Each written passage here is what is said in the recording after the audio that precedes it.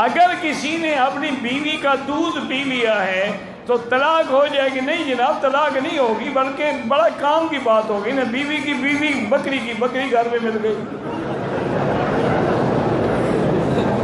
اِنَّ لِلَّهِ وَإِنَّا إِلَيْهِ رَاجِعُونَ۔ دودھ اس وقت رضاعت حرمت ہوتی ہے جب 2 سال کا بچہ پیے۔ تم تو ماشاءاللہ جوان ہو، بیوی والے ہو، اب بیوی کا بھی دودھ پی لیا، کچھ نہیں ہوتا۔